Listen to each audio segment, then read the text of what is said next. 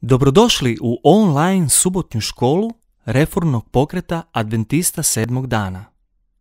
Iako ne možete sudjelovati u odgovorima, pozivamo vas da pripremite vaše lekcije i pratite proučavanje.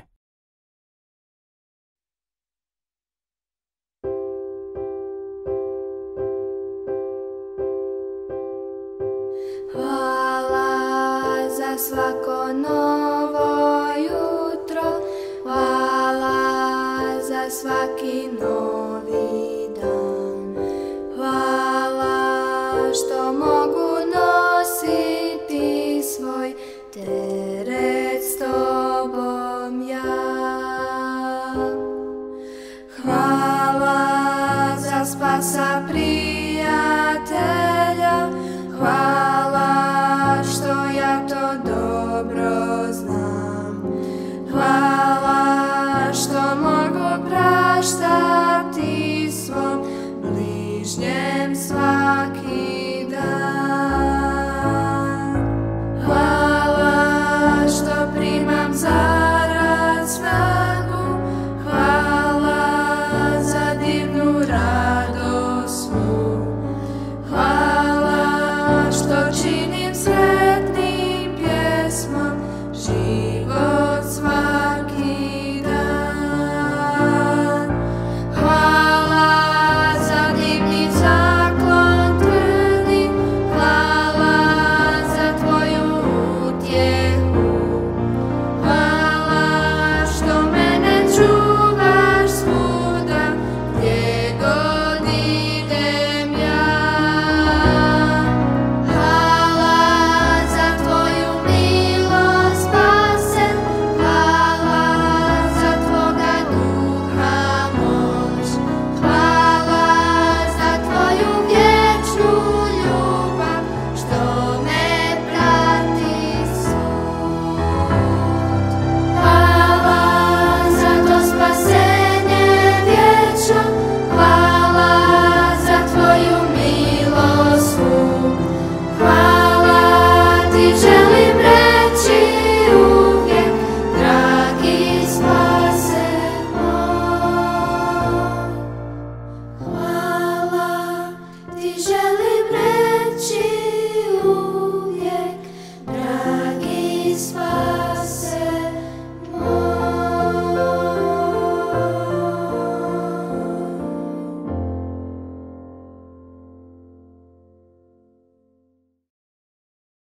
Oče naš koji jesi na nebesima, hvala ti za ovu priliku i za ovaj dan, za mogućnost da možemo zajedno proučavati.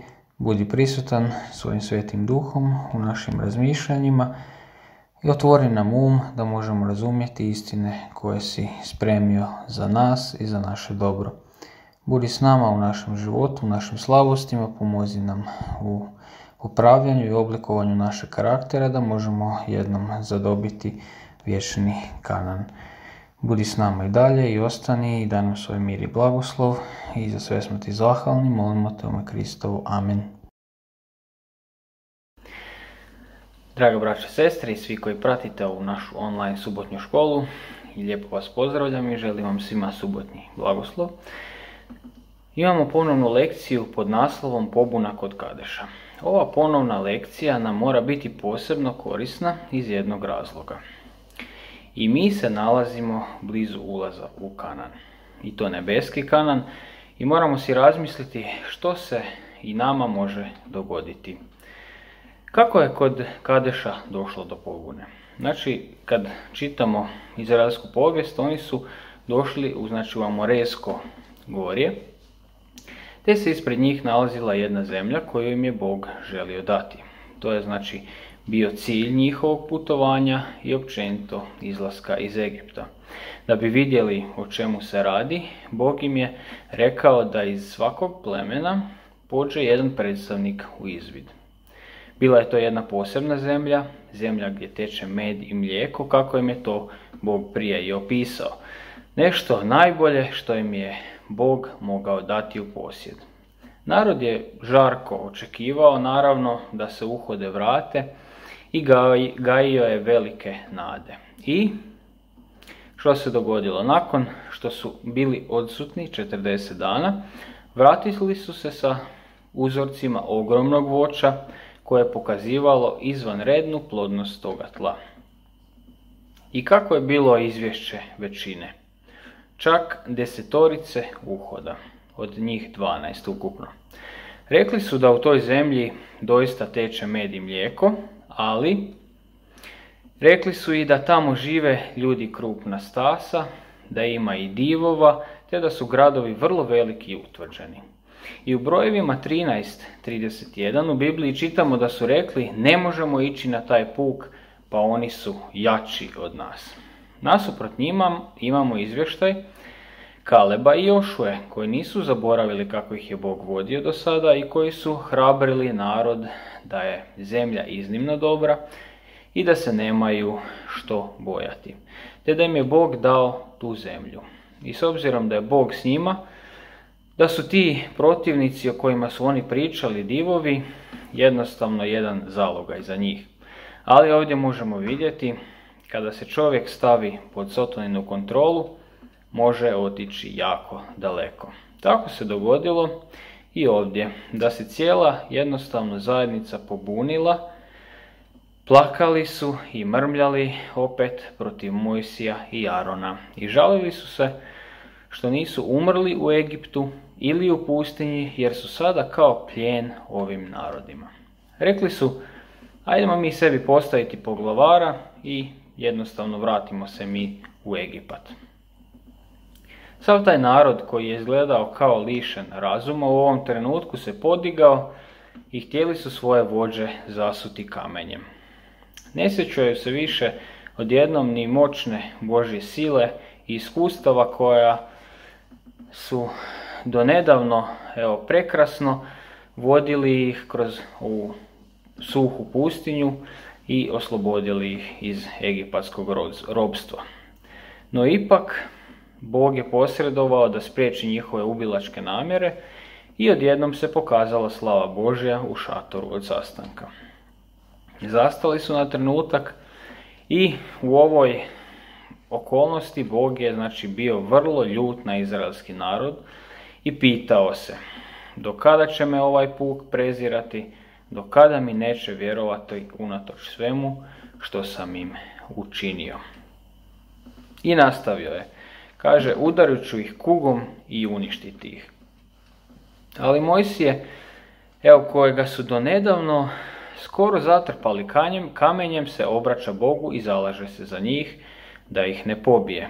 I čitamo u stihovima da je molio Boga za oprost. Kakav karakter je zanimljivo pokazao ovdje Mojsije, možemo se samo diviti i učiti od njega. U nastavku vidimo da je Bog obećao poštedjeti Izrael od neposrednog uništenja, ali zbog njihovog nevjerstva on nije mogao pokazati svoju silu i u nastavku pokoriti njihove neprijatelje, već im je kao siguran put naredio da se vrate u pustinju. Sjećamo se da je narod u pobuni vikao, kamo sreće da smo pomrli u zemlji egipatskoj ili u ovoj pustinji. Nažalost, sada je njihova molitva bila uslišena. Kao posljedica njihove pobune, morali su 40 godina lutati po pustinji, te su jedino Jošua i Kaleb od toga naraštaja živi mogli ući u obećanu zemlju. Onih 10 uhoda koji su podbunili narod na krivi put, odmah su poginuli pred cijelim Izraelom. Vidimo dalje u lekciji da se njihov bijes pretvorio u tugovanje, jer su znali da je njihova kazna bila pravedna, ali nažalost nisu se pokajali. Žalili su samo zbog posljedica svog zlog ponašanja, a ne zbog osjećaja nezahvalnosti i neposlušnosti. I tako, s obzirom da njihova žalost nije bila pokajanje, nije im ni mogla donijeti promjenu te presude. Neka nam Bog pomogne da se naučimo iz ovih pouka i da ne zaboravimo što je Bog sve učinio za nas i što nam sve obećava kroz Bibliju, Božju riječ. Jer i mi se nalazimo na pragu Kanana i to još ljepšeg Kanana nego što su oni imali priliku osvojiti, nebeskog Kanana. Isto tako, mnogo je ozbiljnih stvari koje se još moraju odigrati pred nama i možda se i mi kao izraelski narod možemo uplašiti raznih divova pa izgubiti pravo na ulazak u željeno odredište. Ali neka Bog bude s nama i pomogne nam u borbi za nebeski Kanan. Amen.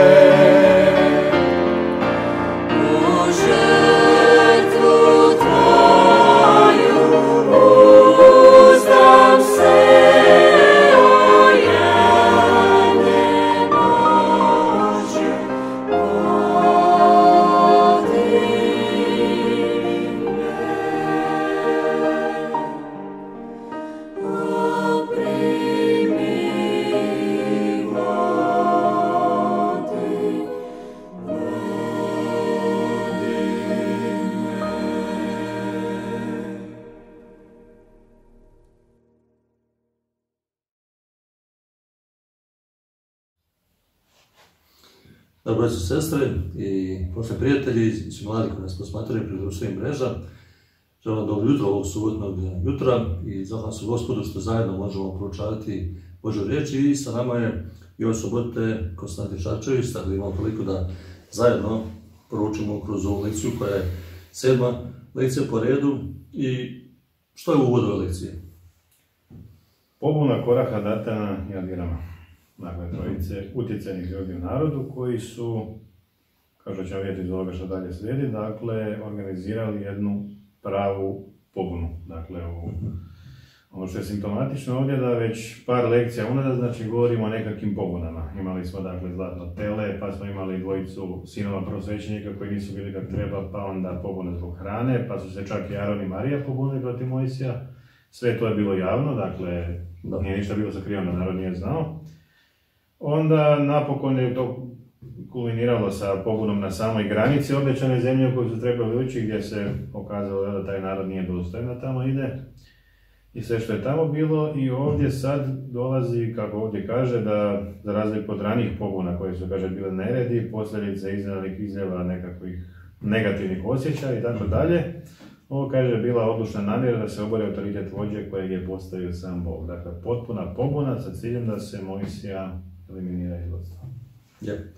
I iako ovdje sad spominjamo samo glavne aktere Koraha, Datana i a vjerujemo vidjet ćemo da ih je bilo puno više. Da, 250 minimalno. I prelazimo na prvi blok pitanja koji nosi naslov zavjera. I kakva zavjera se razvijala među Izraelcima dok su se ljutili zbog Božje odluke da moraju lutati pustinju 40 godina? Pa, ovdje kaže Korah, koji je bio iz Levijevog plemena, i Datin Abiram iz Rubenovog plemena, kaže, poveli ljude i ustali protiv Mojsija sa 250 glavara zajednice, uglednih ljudi na glasu. I rekli su, kaže, dosta vas je, kaže, cijela zajednica ili cijeli narod je svet i Bog je među nama, kaže, i zašto se vi odvisujete iznad gospodnjeg zbora, jel? I sad, koja je pozadina svega toga? Znači, prvo, narod, dakle, je bio ljut zbog ovoga da ne mogu ipak ući u obećanu zemlju. Vidjeli su u prošloj lekciji zašto. Dakle, bili su krivi, ali nisu se pokajali zbog toga što su napravili, dakle, i dalje su smatrali da smatrali su, kad se čita tu citat iz Patrijarha i proroka što je navedeno, da se pregledano pročita, narod je smatrao da to zapravo nije bila Božja volja, nego nekakva Mojsijeva samovolja. Dakle, to on tako odlučio da oni nisu dostojni da uđu tamo u zemlju. I čak su među njima neki razmišljali da Mojsije njih hoće negdje po pustinji mundati tamo vamo, da na kraju svi izginu i da pokupi u njihovu imovinu. Znači, stopu što su imali životinje i to, čak su dotle došli da razmišljaju. Dakle, razmišljali su o svemu mogućemu, samo ne o tome da su oni krivi sami za to što im se događa. Da su nevjerni, da su buntovni i da takvi kakvi jesu, oni ne mogu u Kananu napraviti ono što je Bog htio napraviti preko njih. Oni takvi kakvi su bili kukavice, plašljivci, kolebljivi i to, jedan od zadataka im je trebao biti da unište one poganske narode u Kananu i da tu uspostave državu kako treba. Ovakvi kakvi su bili, to ne bi uopće prošlo. U samom startu bi se to rasvuklo. Znači, to je bio uvod kakav je narod bio. Dakle, narod je bjesnio, a onda Korah, koja je njegova pozadina, kaže se da je on već dugo vremena imao problem, da od trenutka kad je Aron i njegova obitelj posvećeni za svećeničku službu, da je on bio zavjet. Oni i ovi ostali su bili samo za levite, samo sa stajališta nekakve ljudske odmjeravanja položaja, časti i to, znači oni su bili leviti, odrađivali su one ostale stvari oko šatora, dakle nije to bilo nešto beznačajno i to je neko trebao raditi, ali on je nišanio na svećeničku službu i kad je to dano Aronu, ne njemu, on je od tog trenutka, u njemu se, kaže, rodila zavist i to je stalno sa vremenom raslo. I onda u ovoj tu situaciji je vidio priliku da ta zavist koja je do tada bila sakrivena u njemu, da to izađe na površinu i izašlo je tokom ovog događaja. I ono što je zanimljivo, da ovdje se nisu pogodili samo neki neuki ljudi koji su bili manje obrazovani, ili mi danas kada kažemo neko se pobuni koji nema pravo da se pobuni. Ovo su bili ugledni ljudi koji su se zavažili i bili su predstavnici tih naroda i oni su pobunili. Da, i piše za ovu dvojicu drugih, oni su bili iz Rubenovog plemena i kaže da su oni imali neke šeme u glavi, da Ruben je najstariji sin i da bi oni isto morali imati neku puno veću čast nego što imaju. Dakle, kod trojice, sve trojice je bila, dakle, zavist prema ovima koji vode i nekakvo mišljenje visoko o sebi da oni su podcijenjeni, poniženi, da oni zaslužuju daleko veći položaj od ovog koji imaju. I iskoristili su nezadovoljstvo naroda zbog prethodnih događaja. Dakle, ugodno s korisnim, našle su se dvije stvari koje se podupiru i dobili smo pobunu. Da. I idemo sad dalje, pod B, kakav test je Mojsije predložio urotnicima kako bi dokazao božanski poziv? Pa, on je rekao, kaže, on se mogao tu braniti u toj poziciji. On je mogao reći, pa eto, mene Bog stavio, pa Bog preko mene vam je dao i zakon, i vodio vas i cijelo vrijeme, tako dalje. On to nije radio, već je rekao, kaže, evo, sutra će, kaže, Bog izabrati, odnosno pokazati ko je njegov, ko je svet i kome će dati da mu se približi. Koga izabere i tu je sad stavio jedan test. Kaže, svih tih 250 ljudi su trebali, kaže, uzeti kadionice i staviti u njih ognja i, kaže, sutra doći kaditi u šator. To inače oni nisu smjeli, jer oni nisu bili zaduženi za tu službu. I sad da su oni bili pravi, sutradan da su se pokajali, oni bi došli bez kadionica i rekli bi u redu, mi smo pogriješili, krivo smo radili i tako dalje i nećemo sad još i ovo raditi i kršiti svećeničku službu. A vidjet ćemo kako je ispalo, dakle on je stavio pred njih izazov, a oni budući da su Korah, kaže na jednom mjestu isto da je ono cijelo vrijeme mislio da njega Bog vodi, da je on u pravu, da je Mojsije u krivu, jel? Oni su u tom trenutku zanemarili potpuno pravila svećeničke službe i pomislili su stvarno Bog nas vodi i mi smijemo doći kariti. Dakle, to je bio test za njih. Da li će se pokajati i reći u redu, u krivu smo i ne smijemo ovo raditi, ili će biti tvrdoglavi i ići naprijed u tom svemu čemu su išli, jel? I zašto je narod bio sklon podržavanju urotnika? Pa, eto, kad se čovjek ne kaje, kad mu se dogodi nešto loše u životu i kad mu se ukaže da on sam kriv za to, onda on to baš ne voli slušati, to je činjenica. Da.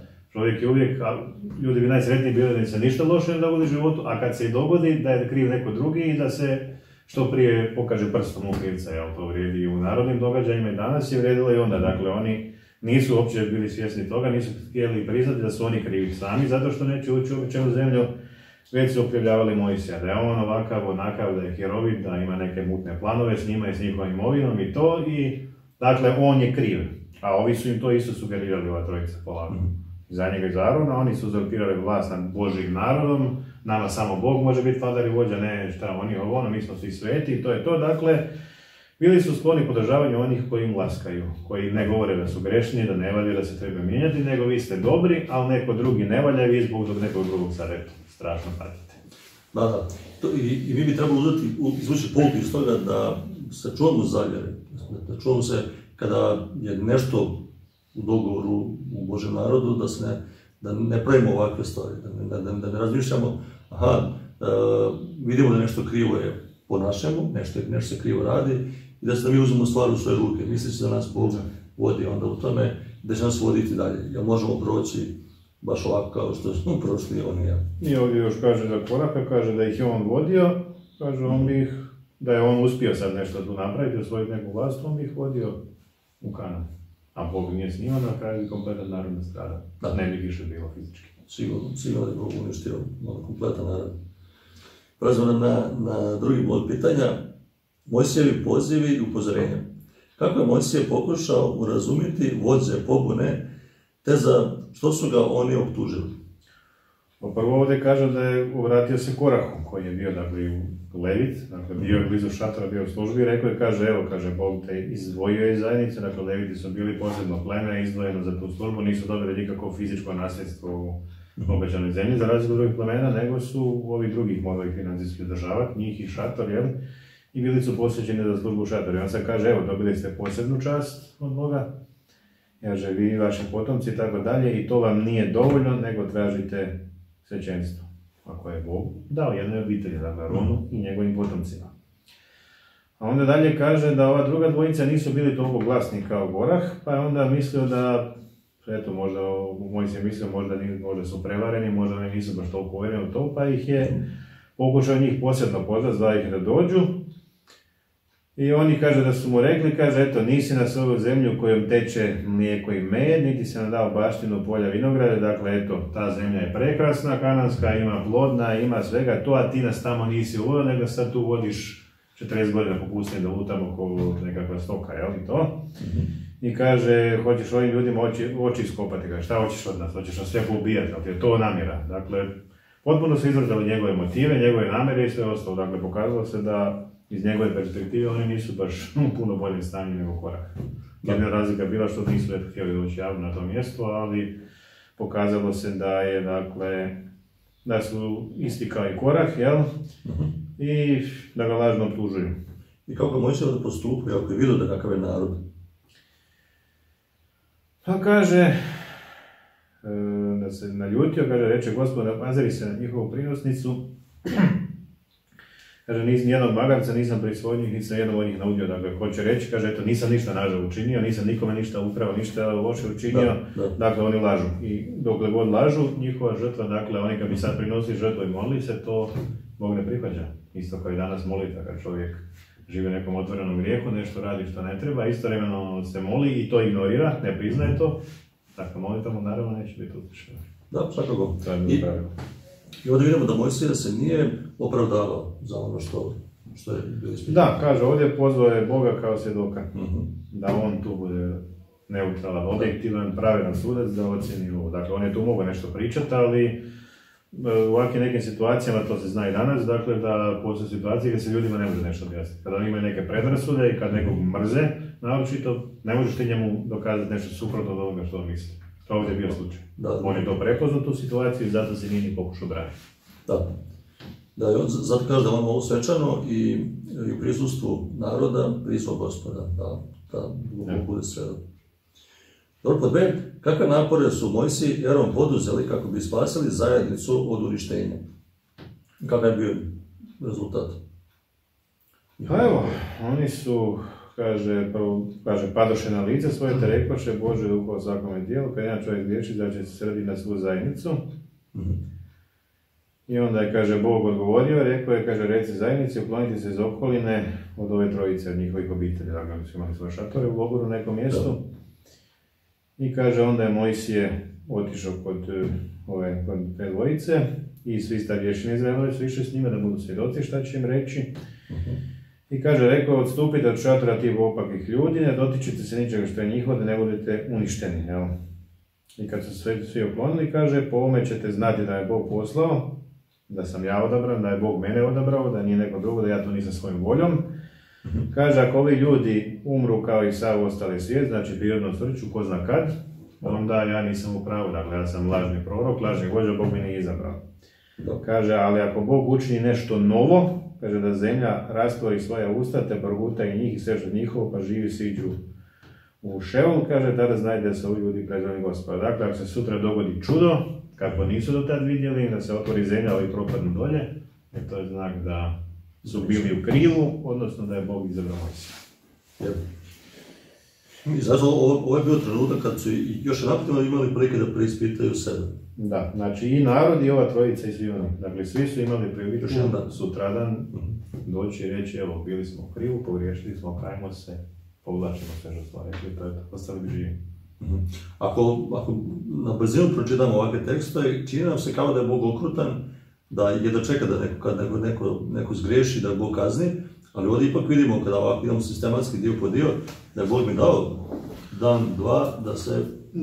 to je inače u Starom Zavjetu, danas ljudi kad površno ga čitaju, stječu takav dojam. A kad pažljivije se gleda, uvijek je Bog ljudima dao neko vrijeme milosti, da nam je priliku da saznaju ono što su trebali znati, koliko su mogli razumjeti o njemu, dakle, nikad ljudi nisu morali završiti kako su završili, to je bio njihov izbor, Bog im je uvijek omogućio da vide jedno, vide drugo i da izaberu život u smrti. Da. Dobro. I sad ćemo vidjeti u trećem pitanju što se sva dogodilo. Treće pitanje, pobunjenici kažnjeni. Kakva je bila sudbina pobunjenika?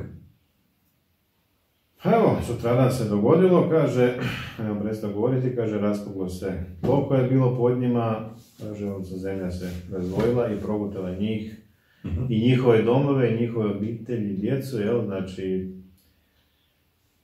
vidjet ćemo u idućem pitanju zašto svi djeca nastradala, dakle, to nisu bila mala djeca, to su bili odrasli ljudi, bilo je mala djeca unučadi, oni su nastradali, ali oni nisu bili krivi, njih će Bog spasiti, oni nisu imali udio u cijeloj pobuni, naravno. Ali, znači, kaže, sve ovo što je bilo živo, sve njihovo živo, pretpostavljam i životinje koje su imali možda, metak, sve je doslovno propalo od zemlju, kaže, zemlja se zatvorila za njima i oni iščeznuše iz zbora.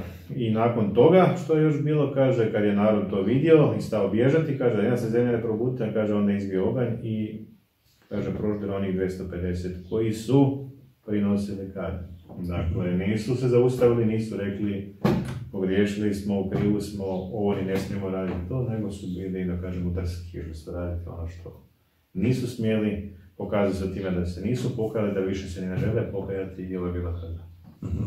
I sad da spomenemo, ovdje, kad se zemlja otvorila i oni su upali dolje, i ovdje govori da su upali u Šeol. Da. I što možemo reći, gdje je to mjesto pakla? Nije pakla, to je jedna židovska riječ koja označava neko mjesto podzemno gdje borave mrtvi.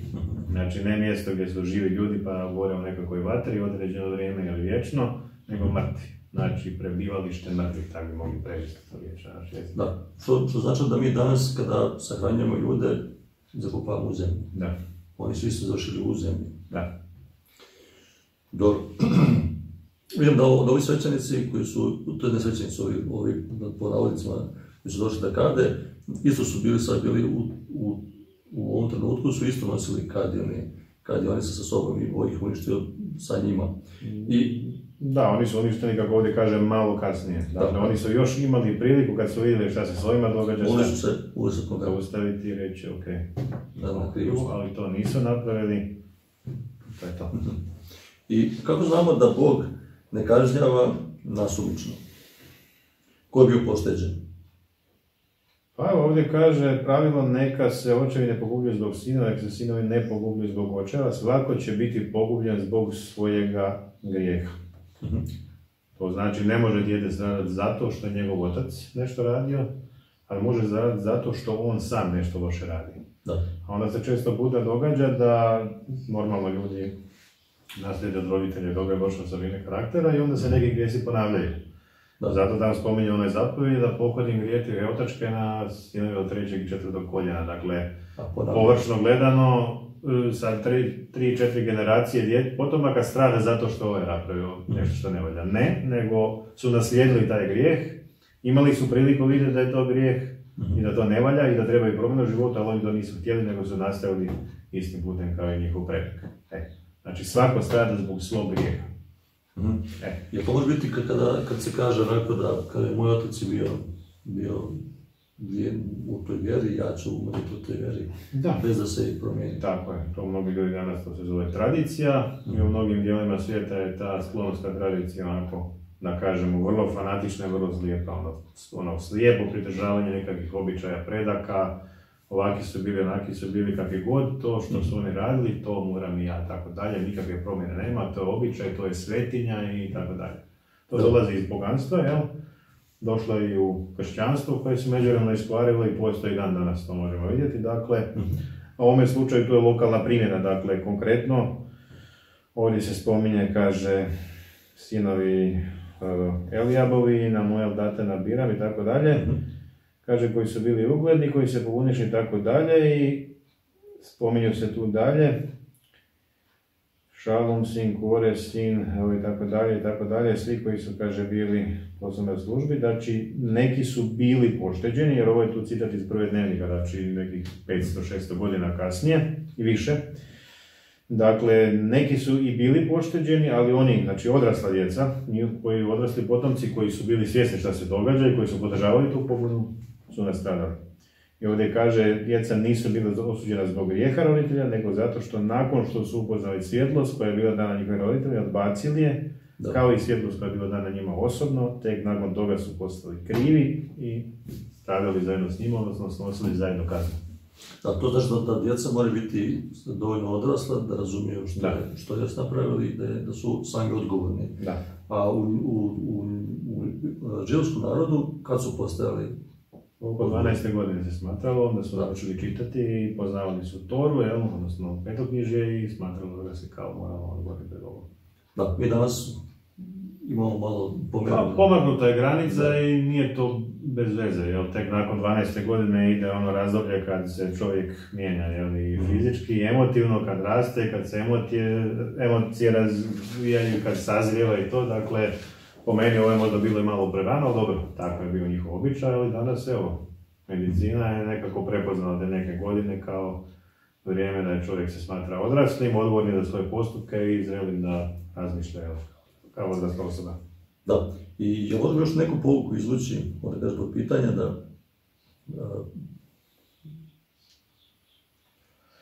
Pa evo, kaže da je Mojsije, preklinjao Izraelce, kaže da bježe od svega toga, kaže da su se oni pokajali, kaže božanska kazna se mogla zaustaviti, da su se Korah i njegova družina pokajali i zatražili oprost. Međutim, oni su što dalje, kaže ovdje, bili sve tvrdoglavi. I tu su došli u situaciju, i rećemo kasnije se spominje, Huva na Duha Svetoga, dakle, gdje se čovjek više ne može vratiti nazad. Toliko je zglajzao u nekakvom smjeru, nekom kanalu, da tako kažemo, da više ne može nazad, ide samo naprijed. To je napravio Korah. I kaže, Bog je, kaže ovdje u svojoj milosti, razlučio između vođa pobune i onih koje su oni zaveli, znači, oni jesu zaveli kompletan narod praktički, ali ipak je Bog gledao ne kazni sve, već da ovi koji su zavedeni da im da priliku da vidiš ko je u pravu, a ko je u krivu. Dobro, i kako su kladionice pobunjenika iskorištene? Pa taj kad je tamo prosud bio, a kaže da su, to je mijeni su bile posude, da su ih valjda rastalili i od toga su napravili obnovu za ovaj oltar. Oltar, da, akademni oltar. Znači neka jedina praktična korist od svega toga i cijelog tog događaja. Da. Nažalost. Da. I sigurno možemo izvući pouku iz ovog trećeg pitanja da možda nekad u životu možemo doći i mi sami u tu situaciju da budemo buntovi, da budemo pobunjenici, ali moramo razmišljati o tome da Bog je pravedan, da nas može trpjeti do neke mjere i da će nas sigurno opominjati zbog toga, da će nam priliku da se pokajamo, ali i sigurno slijedi nakon toga i kazna. Da. Ne, vjerojatno niko danas neće opet nastradati kao ovaj narod, to smo i prije 3 tjedna kad smo govorili o onoj dvojici Aronovih sinova, isto. To je bila situacija gdje je narod još bio u početcima i gdje je trebalo drastično djelovati u neke situacije, gdje je Bog jako strogo kažnjava neke stvari. Danas on ne kažnjava tako, ali evo, ako ko ne strada sada, stradat će na kraju. Znači, ko krene tim putem koji su krenuli ovi, da se više ne kaje, da smatra da je on u pravu i da ide tu, izgubio vječni život. Neće to biti svjestan možda ovog trenutka, ali bit će svjestan jednog dana. Da, ili je sigurno put koji vodi čovjeka udaljuje od Boga i to je sigurno put kada smrti. Dobro, prelazimo na četvrti pitanja. Narod kažnjen. Unatoč dokazima koje su dani zajednici, kako su se ponašali prema Mojsiju i Aronu idućih dana? Vidjeli smo ovdje, kaže, kad je raspukla se zemlja i kad su ovi propali, kaže, narod se uplašio, vidio da je to čudo, da je to Bog djelo i kaže, bježno da nas ne proguta. Vidjeli su da su ovih 250 nastradali, dakle, i rekli smo da je Bog razlučio između vođa i zavedenih i da je narod u tom trenutku pošteđen. Dakle, stradao je Korahova obitelj i te ove dvojice i ovih 250, niko više. Međutim, kaže, ovdje sutradan, pretpostavljamo da su se emocije malo slegle, da su prespavali. Onda se i prošao ih je onaj strah koji su imali i sad je krenula opet pobuna, kaže, rekli su Mojsiju i Aron, kaže, vi ste pobili Bog Gospodin. Dakle, opet su njih dvojica krivi, kao što su krivi i za što nije bilo vode, što nije bilo hrane, što im nisu dali da plešu oko teleta, što su rekli da moraju nazad sa granice Kanaana, dakle, opet su oni krivi, a nisu krivi ovi koji su pogriješili. Dakle, kao što nisu bili sposobni vidjeti svoje grijehe, zbog kojih nisu mogli ući u kanansku zemlju, nisu bili nakon samo jednog dana sposobni razumjeti, a čekam šta su sad oni krivi, zašto ih je uništili i tako dalje. I umjesto da su tu noć, koji su im Bog dali još milosti, proveli u, kao što ovdje kaže, u kajanju i ispovedanju, već u traženju načina da odbaci dokaz. Da.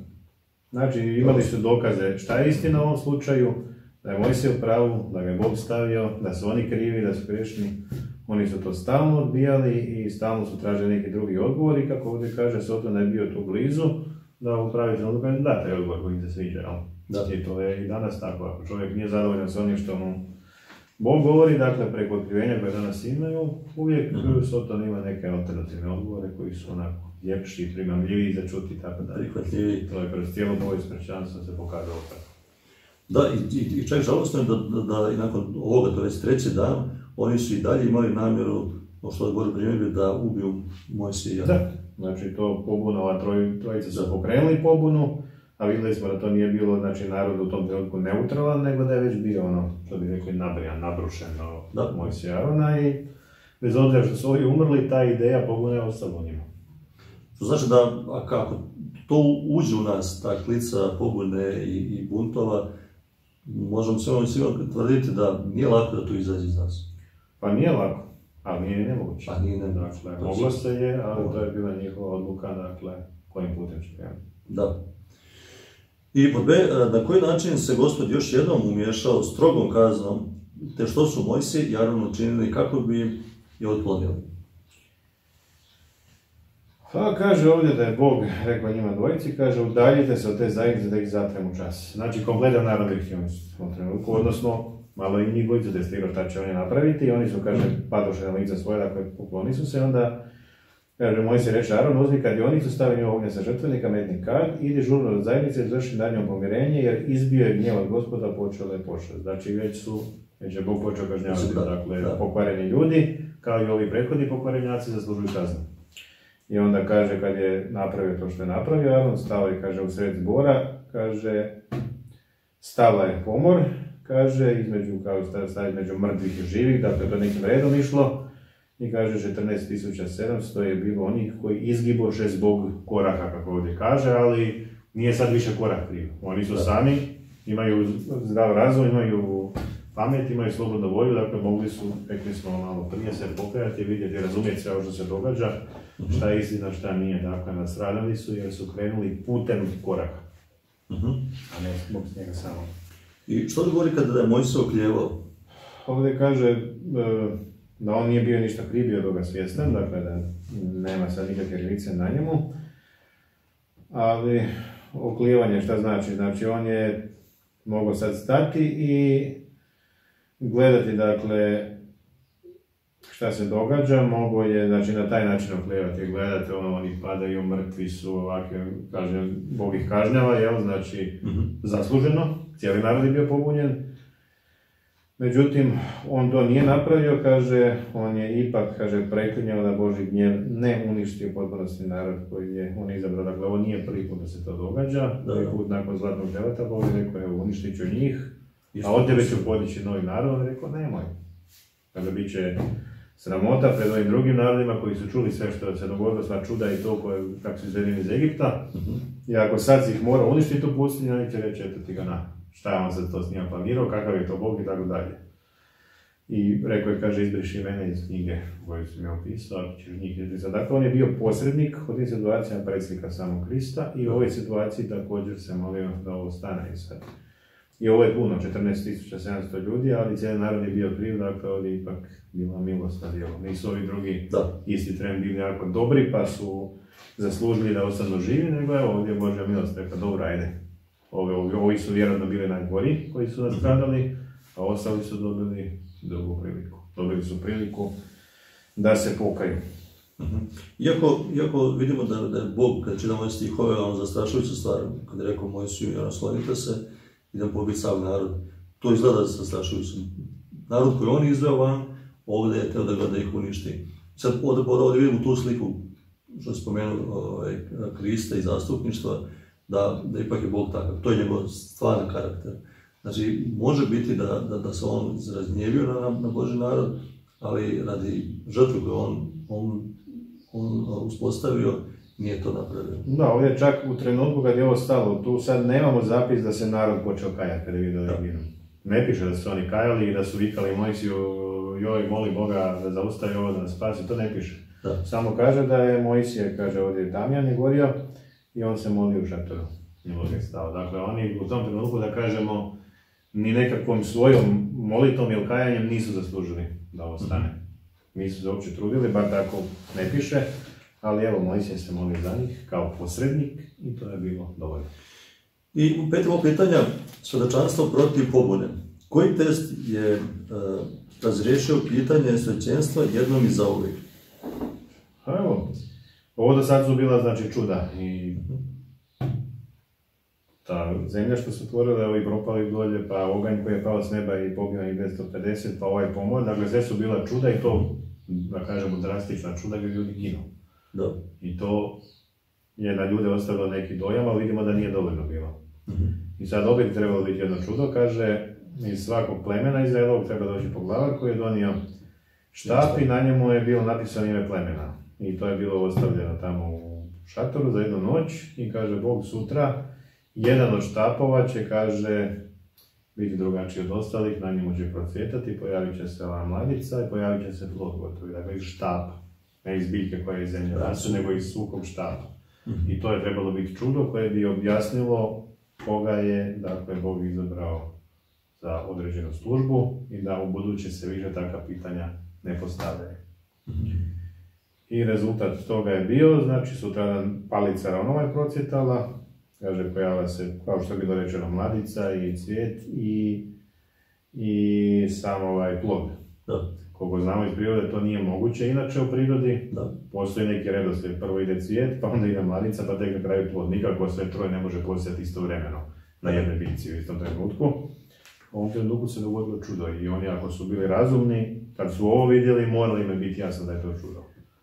Dakle, Bog koji je bio sposoban napraviti sve ono što je napravio. Prije toga, evo, još jedno čudo gdje niko nije nastradao i gdje jasno pokazano, dakle, da Aron i njegova obitelj su izabrani za posebnu službu kao svećenici, ostaci iz plemena kao leviti.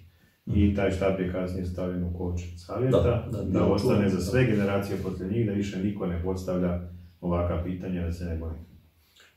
I taj je uspostavljen taj red. I znao sam da kada je išao kovčeg zavjeta, sigurno bio podsjetnik da je u njemu ovaj štap i znali su da neće se još buniti za istu stvar. I koje upozorenje za nas iz ove velike pobune?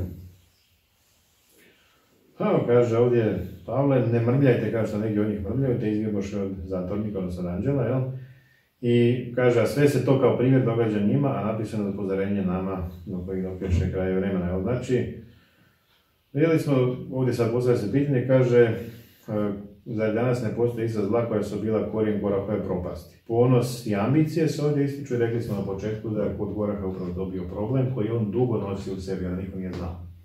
Možda je znao njegov obitelj, njegova rodbina i to, ali on je dugo vremena u sebi nosio taj ponos, ambicioznost, uređenost, da je on na nižem položaju nešto zaslužio, objektivno i to, i stalno tu pobunu protiv ljudi koji su izabrani da vode. Znači i danas, kaže ovdje, ima ljudi koji tvrde da su Kristovi sljedbenici, a tako revno planiraju, rade na svom samozvišenju, da bi pripali naklonosti i podršku ljudi, spremni su i iskriviti istinu, lagati, pogrešno prikazivati druge ljude, njihove motive, klevetati druge ljude. Znači, dakle, mi danas nismo nešto sad zaštićeni od njih od onda. Dakle, svakog od nas se i u svjetovnom životu i u crkvenom, znači, kad se gleda crkvena dužnosti, to mogu pojaviti neke pretjerane ambicije, dakle, ne kažemo bolesne ambicije, danas u svijetu mnogi ljudi od toga pate, a u crkvi isto postoje neke dužnosti, s tim da niko kod nas u crkvi nije vječno na nekoj dužnosti, postoje mandati, postoje izbori gdje se ljudi biraju, dakle, postoji prilika da se nešto mijenja, ali i tu postoji opasnost da neko hoće crkvenu dužnost ne zato da bi služio Bogu, da bi radio na korist njegovog dijela, već radi nekakvih svojih osobnih ambicija, ugleda među vjernicima i tako dalje. Svako od nas je svako. Možda neko ima manju sklonost u tom smjeru, neko veću, ali svi možemo doći u situaciju da se, ako smo izabrani, da se uznesemo, pa da onda koristimo položaj da sebe uzvisimo. Ako nismo izabrani, da se uvrijedimo, pa mislimo eto zašto je on izabran, zašto ja nisam i tako dalje. To je opasnost koja postoji i vidimo ovdje da ljudi koji upadnu u to da dalje više ne biraju sredstva, znači lažu, iskrivljavaju, kleveću, rade svašta što inače ne bi radili. Dakle, to je situacija gdje čovjek možda u početku sam sebe ne pozna kakav je, a onda u ovim nekim situacijama se ipak vidi kakav jest. Tako od Koraha smo vidjeli dakle, da on više nikad nije sagledao kakav je, kad je jednom krenuo, išao je tvrdoglavo naprijed i do kraja. Da, i čak možemo doći u opasnost da toliko govorimo neistinite stvari, da one u našem umu postanu istinite. Da, ima i ona poslovica u narodu da neko kaže toliko laže da na kraju i sam vjeruje da je to istina što govori, a u početku nije vjerovao. U početku je bio svjestan da laže, ali kako to vremenom se razvija, na kraju čovjek pomisli da stvarno govori istinu. I što možemo za kraj reći u zaključku cijele lekcije? Pa evo, ovo je bila jedna stvarno prava pobuna, kako je bilo tamo u vodu, znači za razliku od što je bilo, ovo je bio pokušaj da se maknu Mojsije i Aron i vjerojatno da kad bi to uspjelo, to je sad razmišljanje koja baš i nema smisla, dakle Bog bi vodio situaciju, ali da je to uspjelo, cijeli narod bi uništen. I Bog bi morao na neki drugi narod podići ili nešto bi smislio već kako bi ga riješio, ali evo, to je spriječeno i od mase naroda bilo ih oko 2 milijuna, ajmo reći relativno malo ljudi umrlo. Puno je kad jedan čovjek pogine, ali sami su se krivi. A nakon ovoga, koliko znam, više nije bilo ovakvih pogona. Dakle, narod kao narod je nekakvu pouku iz ovoga izveo, a cijela ova generacija odraslih koja je to bila, koja je preživjela, ona više nije imala ni priliku da vidi Kanan, završila se svoje u pustinji. I ove druge generacije su dalje imale neke svoje uspone, padove, iskušenja i to, ali ovakve pobune za vrijeme Mojsija i Arona više nije bilo. Po tom pitanju su ipak naučili pouku. Da. Pa mislim da je dobra stvar za nas da mi u ovim primjerima koje proučavamo kroz ove pouke učimo se da ne prolazimo njihovim putevima, da ne idemo onim slabostima koje su oni imali, da možemo unaprijed već prepoznati da li u nama postoji nešto što je slično njima, da ne uđemo duboko u to i da se poslije ne možemo više vratiti nazad. I neka Gospod pomogne da budemo otvorenog uma i srca, da ono što dolazi iz njegove riječi, to nađem mjesta baš na pravom mjestu, da možemo biti primjer drugima, možemo druge hrabriti, tešiti ili ako po potrebi ukoravati, da ove slabosti koje smo mogli imati prilike da proučimo ne šire se dalje među nama ako ih i primetimo i vidimo da su tu. Neka Gospod nam pomogne u Kristovom. Amen.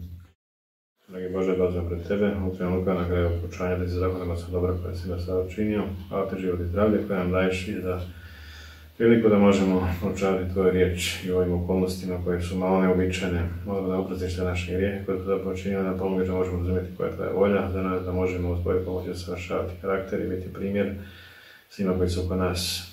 Molim da pomogneš svim ljudima koji su u raznim nevoljama, problemima, iskušenjima, da pomogneš svakome prema njegovim potrebama. Da sva dobra i sve blagoslove koje pa sad od Tebe dobre, još jednom slava, čast i hvala za uvijek. Amen.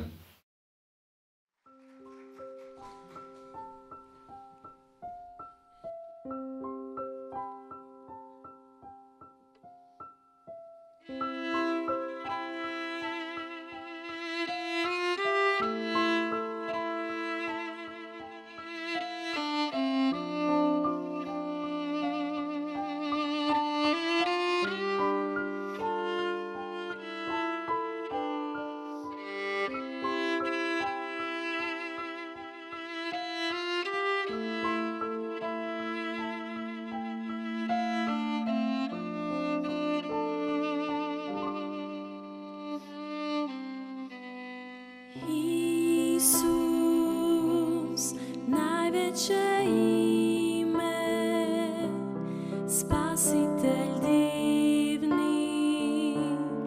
naš slavni Bog, Emanuel, Bog je s nama, divni otkupitelj, živa riječ. Isus, najljepše ime, prijatelj ljudi, naš brat i Gospodin, Emanuel, Bog je s nama, savjetnik divni, naš vječni mir. Isus, najveće ime, Spasitelj divni, naš slavni Bog, Emanuel, Bog je s nama, divni otkupitelj, živa riječ.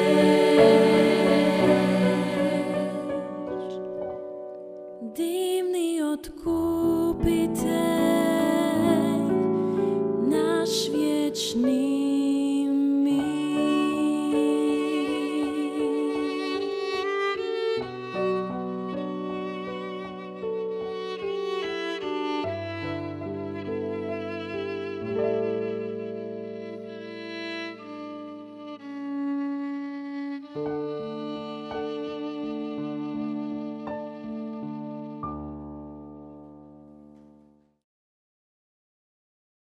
Hvala vam što ste i danas proučavali biblijske lekcije s nama.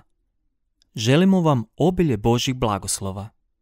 Budite s nama i iduće subote u isto vrijeme.